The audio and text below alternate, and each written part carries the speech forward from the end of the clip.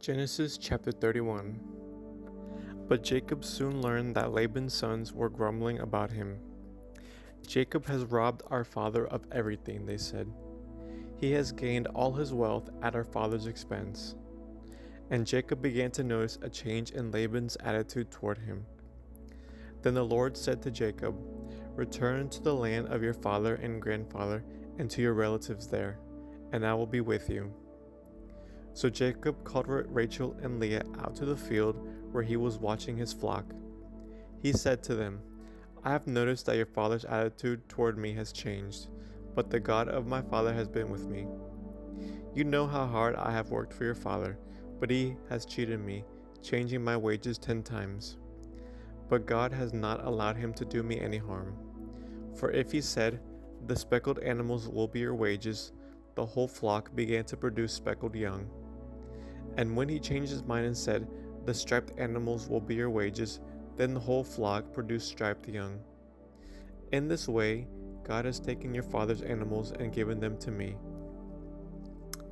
One time, during the mating season, I had a dream and saw that the male goats mating with the females were streaked, speckled, and spotted. Then in my dream, the angel of God said to me, "Jacob," and I replied, "Yes, here I am." The Lord said, "Look up, and you will see that only the streaked, speckled, and spotted males are mating with the females of your flock. For I have seen how Laban has treated you. I am the God who appeared to you at Bethel, the place where you anointed the pillar of stone and made your vow to me. Now get ready and leave this country and return to the land of your birth." Rachel and Leah responded, "That's fine with us. We won't inherit any of our father's wealth anyway. He has reduced our rights to those of foreign women, and after he sold us, he wasted the money you paid him for us. All the wealth God has given you from our father legally belongs to us and our children. So go ahead and do whatever God has told you." So Jacob put his wives and children on camels, and he drove all his livestock in front of him. He packed all the belongings he had acquired in Paddan Aram and set out for the land of Canaan, where his father Isaac lived. At the time they left, Laban was some distance away, shearing his sheep. Rachel stole her father's household idols and took them with her. Jacob outwitted Laban the Aramean, for they set out secretly and never told Laban they were leaving. So Jacob took all his possessions with him and crossed the Euphrates River, heading for the hill country of Gilead. 3 days later, Laban was told that Jacob had fled. So he gathered a group of his relatives and set out in hot pursuit. He caught up with Jacob 7 days later in the hill country of Gilead. But the previous night God had appeared to Laban the Aramean in a dream and told him, "I'm warning you, leave Jacob alone." Laban caught up with Jacob as he was camped in the hill country of Gilead, and he set up his camp not far from Jacob's. "What do you mean by deceiving me like this?" Laban demanded. "How dare you drag my daughters away like prisoners of war? Why did you slip away secretly? Why did you deceive me? And why didn't you say you wanted to leave? I would have given you a farewell feast with singing and music, accompanied by tambourines and harps.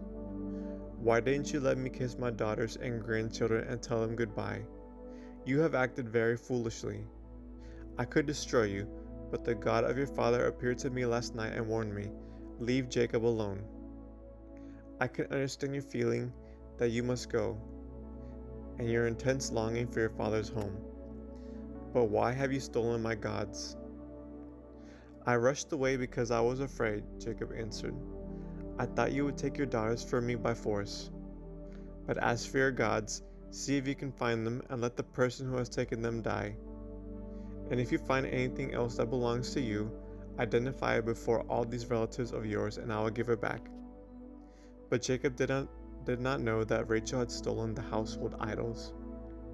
Laban went first into Jacob's tent to search there, then into Leah's, and then the tents of the 2 servant wives, but he found nothing.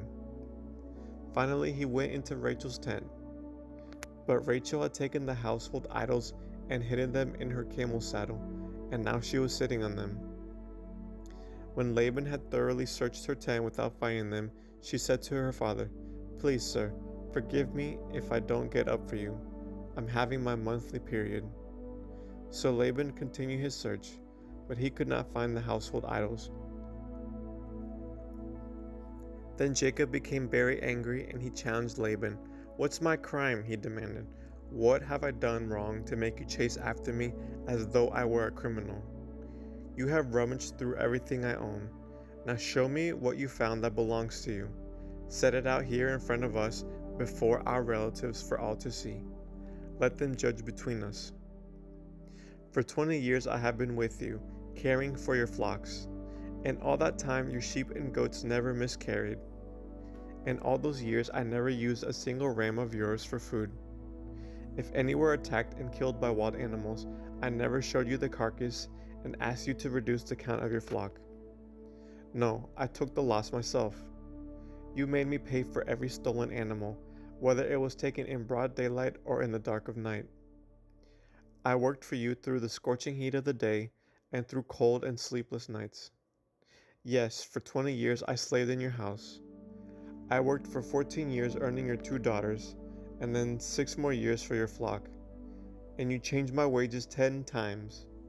In fact, if the God of my father had not been on my side, the God of Abraham and the fearsome God of Isaac, you would have sent me away empty-handed. But God has seen your abuse and my hard work. That is why he appeared to you last night and rebuked you." Then Laban replied to Jacob, "These women are my daughters, these children are my grandchildren, and these flocks are my flocks. In fact, everything you see is mine. But what can I do now about my daughters and their children? So come, let's make a covenant, you and I, and it will be a witness to our commitment."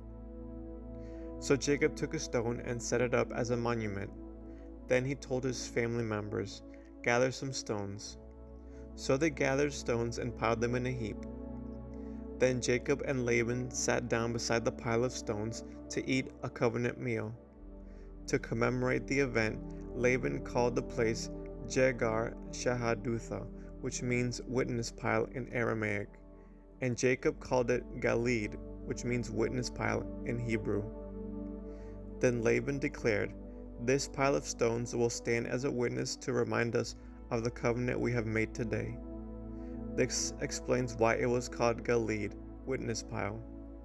But it was also called Mizpah, which means watchtower. For Laban said, "May the Lord keep watch between us to make sure that we keep this covenant when we are out of each other's sight. If you mistreat my daughters, or if you marry other wives, God will see it even if no one else does. He is a witness to this covenant between us. See this pile of stones," Laban continued, "and see this monument I have set between us. They stand between us as witnesses of our vows. I will never pass this pile of stones to harm you, and you must never pass these stones or this monument to harm me. I call on the God of our ancestors, the God of your grandfather Abraham, and the God of my grandfather Nahor, to serve as a judge between us." So Jacob took an oath before the fearsome God of his father Isaac to respect the boundary line. Then Jacob offered a sacrifice to God there on the mountain and invited everyone to a covenant feast. After they had eaten, they spent the night on the mountain. Laban got up early the next morning, and he kissed his grandchildren and his daughters and blessed them. Then he left and returned home. End of Genesis chapter 31.